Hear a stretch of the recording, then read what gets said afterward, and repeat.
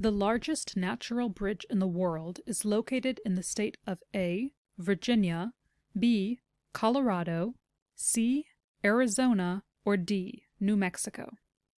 In order to answer this question, let's locate its keywords, largest natural bridge in the world, in our text. This proves to be tricky as the text never explicitly says largest natural bridge in the world.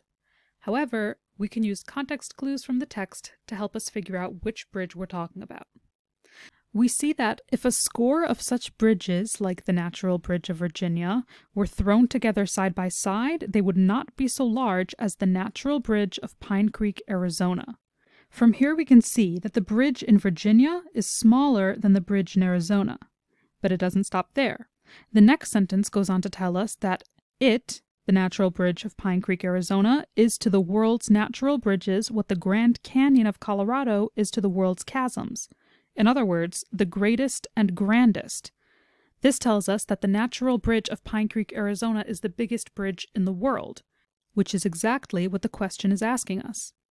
Because the paragraph tells us that it's located in Pine Creek, Arizona, we can go down to our choices and mark C, Arizona, as our final answer.